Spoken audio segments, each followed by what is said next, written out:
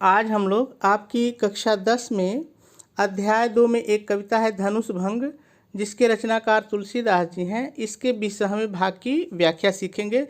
बहुत ही सरल कविता है। मैं 8 लाइन के पद्यांश में से 4-4 लाइन लेके आपको समझा रहा हूँ, ताकि वीडियो छोटी बने और आपको आसानी से समझ में आ जाए। चलिए, सबसे पहले हम लोग इसमें आए हुए सभी शब्दों के अर्थ को देख लेते हैं, फिर व्याख्या देखते हैं। देखी मतलब देखा, विपुल माने अत्यधिक, वैदेही माने सीता, निमिष। देखिए, निमिष का वैसे तो मतलब होता है कि आपकी या किसी भी व्यक्ति को पलक झपकाने में जो समय लगता है वो निमिष कहा जाता है। आप सोचिए, आप पलक कितनी देर में झपकाते हैं? बहुत थोड़े से क्षण में। तो इतना बड़ा हम लोग न कह के निमिष को हम लोग एक क्षण समझ लेते हैं। ठीक है, निमिष माने एक क्षण। बिहात मतलब बीतने में। कल्प, देखिए कल्प भी समय का मात्रक है, और ऐसा माना जाता है कि जो ब्रह्मा ने सृष्टि बनाई है उसको बनाने में एक कल्प का समय लगा है। या अगर वर्षों में इसकी बात करें, ज्ञान के लिए, हमको इतना लंबा लिखना नहीं है, ज्ञान के लिए आप जान लीजिए, या कल्प का मतलब होता है लगभग 4 अरब 32 करोड़ वर्ष। तो बहुत लंबा समय होता है, तो कल्प को हम लोग कल्प ही रहने देते हैं। सम माने बराबर या समान, तेहि माने उनका, तृषित माने प्यासा, बारि माने पानी, बिनु माने बिना, जो यदि, तनु माने शरीर, त्यागा मतलब त्याग दे, मुए मरने पर, करई का क्या करेगा, सुधा अमृत तड़ागा तालाब, का अर्थात क्या, वर्षा बरसात। देखिए, यहाँ पे सब है, कहीं कहीं जब भी रहता है, तो चाहे सब रहे चाहे जब रहे, इसका कोई व्याख्या पे फर्क नहीं पड़ेगा। ठीक है, तो सब माने सभी। कृषि माने फसल या खेती, सुखाने मतलब सूखने पर, समय, समय मतलब समय या अवसर, चूक मतलब बीतने पर या चूकने पर, पुनि माने फिर, का माने क्या, यहाँ भी आ चुका है एक बार, का माने क्या, पछताने मतलब पछताने या पश्चाताप करने से, अस मतलब ऐसा, जिय मतलब मन में या हृदय में, जान मतलब जानकर या अनुभव करके, जानकी अर्थात सीता जी, देखे मतलब देखा, प्रभु अर्थात श्री रामचंद्र जी, पुलके माने प्रसन्न हुए या रोमांचित हो उठे, लक्ष्य मतलब देखकर, प्रीति मतलब प्रेम को, विशेषी मतलब विशेष रूप से। तो सभी जो इसमें शब्द आए थे उसकी मीनिंग हम लोगों ने देख ली। अब इसकी हम लोगों को व्याख्या करना है। चलिए देखते हैं। हम लोग व्याख्या करें, इसके पहले ज़रूरी ये है कि हम लोग इसके संदर्भ और प्रसंग की बात कर लें। तो यदि संदर्भ की हम बात करें, तो पहला भाग जो मैंने आपको समझाया था, तो वहाँ मैंने संदर्भ बताया है, तो संदर्भ आप वहाँ से लिख लेंगे, कोई दिक्कत नहीं है। चलिए, प्रसंग बार बार बदलता है, तो प्रसंग हम लोग देख लेते हैं।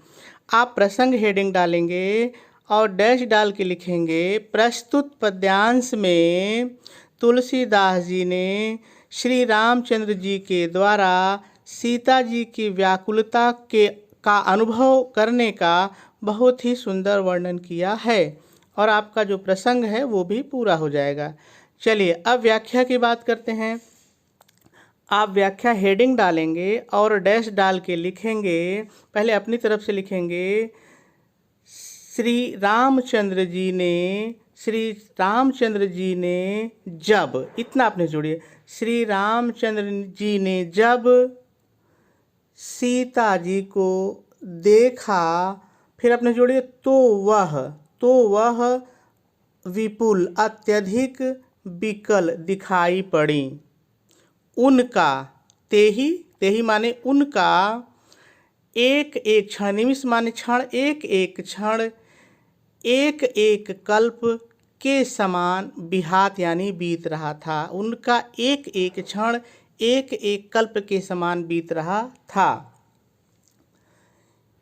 यदि, जो को यदि कर लीजिए, यदि प्यासा बिना पानी के शरीर त्याग दे। बहुत ही सरल है, सारे शब्द को देख लीजिए, फिर से एक बार देख लीजिए, बहुत ही सरल है। यदि, जो को यदि कर लीजिए, यदि प्यासा बिना पानी के शरीर त्याग दे, फिर अपने जोड़े और मर जाए, और ममुए मतलब मर जाए, तो उसके मरने के बाद, फिर अपने जुड़े तो उसके मरने के बाद, इतना अपने जुड़े, तो उसके मरने के बाद सुधा अर्थात अमृत का तालाब भी क्या करेगा, उसके मरने के बाद अमृत का तालाब भी क्या करेगा।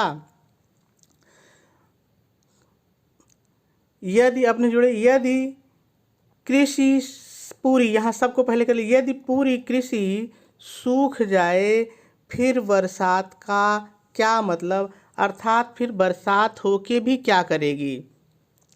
यदि फिर अपने जुड़े, यदि अवसर या समय, दो में से कोई एक ले लीजिए, समय बीत जाए फिर पश्चाताप करने से क्या फ़ायदा, या यदि अवसर बीत जाए फिर पश्चाताप करने से क्या फ़ायदा।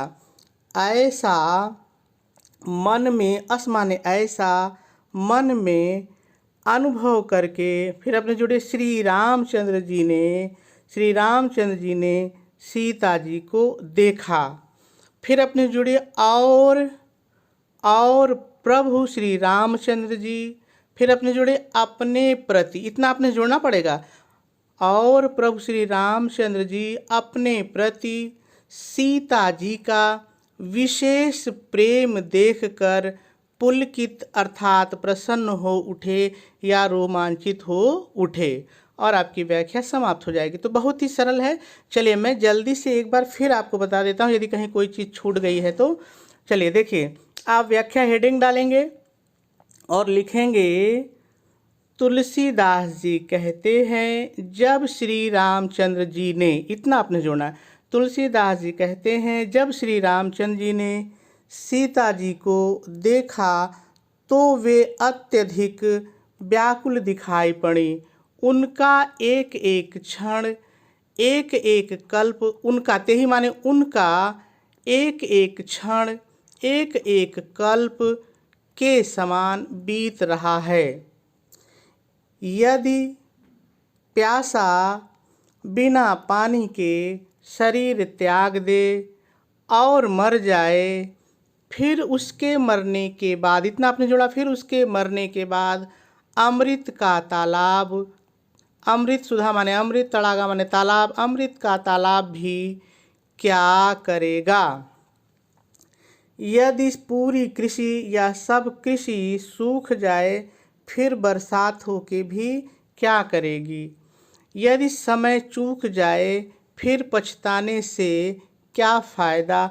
ऐसा सोच कर या ऐसा अनुभव कर प्रभु श्री रामचंद्र जी ने जानकी जी को, अनुभव देख कर या सुन कर के मन में जान करके जानकी जी को देखा, और अपने प्रति, और प्रभु ने अपने प्रति जानकी का विशेष या सीता जी का विशेष प्रेम देख करके रोमांचित हो उठे। ठीक है, इसकी व्याख्या यहीं तक है।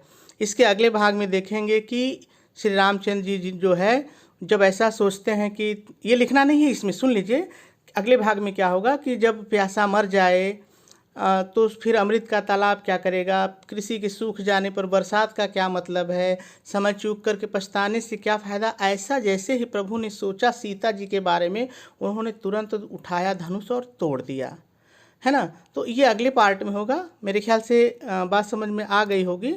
हम लोग कल इसके आगे चलेंगे और इसे सीखने का प्रयास करेंगे। आज इतना ही।